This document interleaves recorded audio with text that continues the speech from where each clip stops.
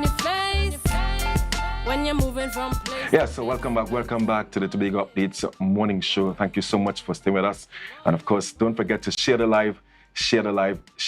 And of course, as we continue with the program this morning, we have on set with us Mr. Joseph Frederick, and he's the director of Innovation Development Nerds International. Joseph, good morning, and thank you so much for being with us here this morning. Good morning, Marcus, and good morning to your viewers. It's indeed a pleasure to be on Tobago Updates. You know that I host our program, so it's really nice to be on, I would say, a sister program here in Tobago as Tobagonians work towards collaboratively developing the space. It's important that we see the value of us all working together to harness our collective potential and thereby developing our space. I must commend you for your color of choice this morning. I like the orange. Well, this was the color that we had for Young Innovators Camp 2022, and I'm hoping that at some point in time in the discussion we can look at how do we develop young innovators in the Tobago space, because as much as we speak to developing the economy, it's very important that we see the value of innovation and innovation among our young people, and then we need to answer the question, how do we equip them with the skills necessary so that they can become innovators? And before we get into the discussion about the camp itself, tell us a little bit about your organization. Well, Nerds International, we started in about 2008 with the singular mission of attempting to turn young people to a life of nerdism, if you want me to say that. So a lot of people, when they hear the name nerds, they begin to laugh. It somehow exists in our space where most of our young people believe that being a nerd is not cool. But when you look at persons who would have been the drivers and movers and shakers of our economy, a large proportion of them, if not all of them, are nerds. And so if we want our young people as they age to be proud of who they are and their contribution to our society, then we must encourage them to be nerds. It is cool to go and sit and read a book. It is cool to go and tinker with a television or any old equipment that you may have around your yard or at your home. We must make that cool if we are going to diversify the economy, as many of our leaders strongly suggest that there is a need to begin diversifying our economy away from oil and natural gas. The Prime Minister, I think sometime between 2018 and 2020, he went on a summit where he signed an agreement for us to, by 2030, to move away from fossil fuel or vehicles being run by fossil fuel. What that means is that most economies that are dependent on fossil fuel will now be at risk. So the question is, how do we begin to transition? And Nerds International believes that at this present time, we're in the fourth industrial revolution, which is centered on information and communication technology. We must, one, have the information, and two, we must be able to synthesize that information and then utilize that information for effective communication. So all that you have mentioned there, is that to be expected in this upcoming July-August camp? Is that how we're going to fashion this camp, or share with us about the camp? The camp is centered on providing young people with 4 basic skills, in addition to having projects that are centered on developing their innovation or their creativity skills. So the one component is animation, the other is robotics. The third is animation, robotics, innovation. I seem to be missing. It happens to all of us. So we have animation, we have robotics, we have programming, which is very important, and also we have electronics. We believe that these are the 4 building blocks of developing that ecosystem that we need in our space.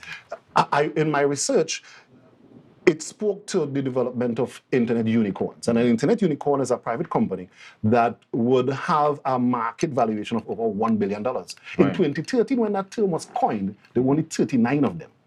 At this present time that we are speaking, there are 4.5 million of them, 450, with a market capitalization of $4.5 trillion. What we are saying here is that we are looking at a market that has grown exponentially. The question is, what is our ability at this present time to participate in that marketplace?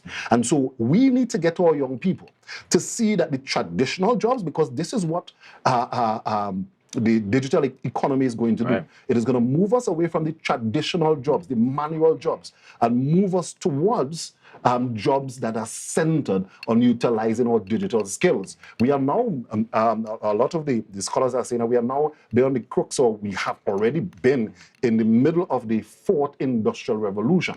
And one thing that has marked all industrial revolution is the ability of persons or a human resource to move the skills that they have had from that was required in that part of the economy before to the new phase that is coming. So at one point, the first industrial revolution was where we were moving away from farmers and going to using machines. At that point in time, the country that was the driving force of this was England. And we see where England is today as it relates to the size of the economy. We have transitioned along the way, and America seems to be the one that is out in front, developing in that third industrial revolution. We're using automation and that kind of thing. And we have seen what it has done to the economy. The question is, if we want to grow our economy, then we must see the need to equip our young people with the tools to participate in that aspect of the economic development. One thing that we are hoping to do with Nerds International is to create that ecosystem for our young people, because it's hard as a nerd sometimes to be, and sometimes we like it, and we like to be by ourselves and do our thing by ourselves. But if we have an ecosystem where if I am creating a game, I know, Marcus, you are across there doing some animation. So I come to Marcus and I say, Marcus, there's something about it. I go in and do a game that is centered on the core construct of Tobago heritage. Yeah? Where you're going to have to fight against Sokonian, Lajables, and that kind of thing. Can you create the animation for me? And now that the animation has been created, what we need to do is that we need to begin merchandising. Do we have persons in this space with the necessary electronic skills that could possibly create a little Lajables that flapping a wing? And so that's what we're attempting to do here for Tobago and Tobago young people. So, and how does someone get involved in this camp? I mean, is there a social media page, or they call you? Because I mean, just listening to all the things that you have been saying here, it sounds very interesting. I think I'm not a nerd, but I would love to create stuff and be innovative. Why are you not a nerd? Yes, I know. And I'm sure that there are persons maybe asking, I mean, after I come to your camp and I innovate, what's next for me? Well, we said this last year, but we weren't able to get the conversation going in a real way. Yeah. But again, we're looking at creating the ecosystem. So the ecosystem, in our estimation, would be created based on the establishment of clubs. Right. So we're looking at creating young innovator clubs that are centered. Right. So if your aim, because we spoke to 4 disciplines in the camp: animation, robotics, electronics, and programming. You're not going to be interested in everything. Yes. But if you like to draw, right? Because I meet a lot of parents that will say, well, you know, my child likes to draw. But they are seeing a piece of paper and they're putting an artwork on the piece of paper. We want to get them to see not a piece of paper, but several slides creating an animation. I'm hoping that in one of the videos that was shown there, that we saw some animation where persons who like to draw can now take that drawing and create an animation. Persons who believe that they want to create the next video game. That on stage you're saying there's a 2D animation, and before that there was a 3D animation. And we also talking about artificial intelligence. This 2D animation that you're seeing here, it is actually 100 slides. So if you like to draw, that is 100 pages that you have to draw on to create this animation.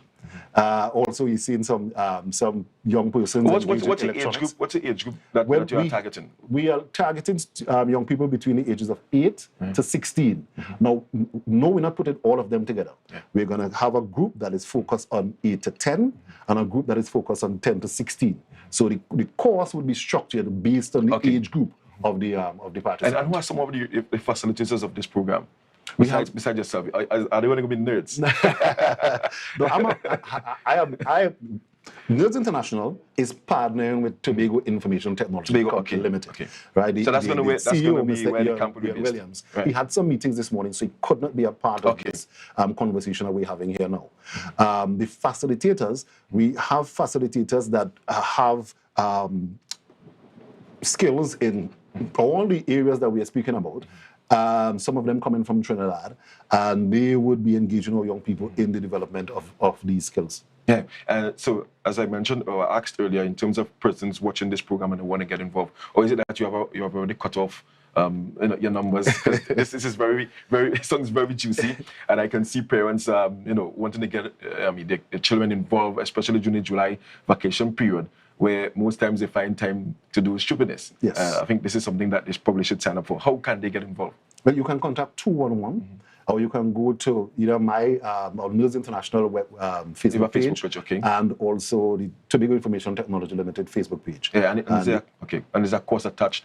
It's a minimal cost of $999 to participate in this camp, given what you are getting. And I know that viewers have seen what we have been doing with the young people over the past. We started the first edition of the Young Innovators Camp started in 2018.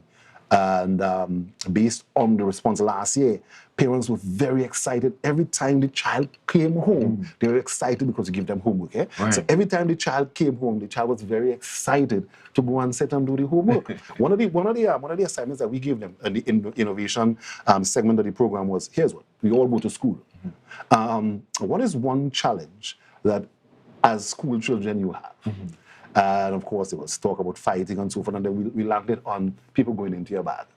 And so we said, here's what, can you create a model of an alarm system that would work with your bag? So when somebody who goes into, or when someone goes into your bag, the alarm goes off, and so you know, here's what, somebody going into my bag. And they were really excited about it. A young lady, Miss Susanna Thompson, Miss Susanna Thompson. She was the winner of that category. She created a really amazing model. It's unfortunate that I wasn't able to show it in these videos. But really, that's what we're attempting to get to our young people. Because somehow, in third world countries, we only see ourselves as consumers of the technology. We never see ourselves as creators of the technology. And if we are to participate in that $1.5 trillion economy, then we must see ourselves as producers of technology, not only sitting and playing a game, not only sitting and utilizing Word on your tablet, but seeing yourselves as actually being a creator of tech. Joseph, I want to thank you so much for being with us here this morning. I think the camp will be oversubscribed. I may send my children there as well. Of course, creating the future innovators here in Tobago, and of course, Trinidad. Making it cool to be on Making it cool to be on this.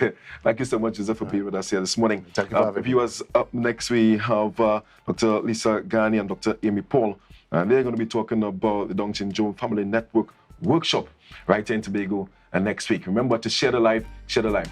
We'll be right back.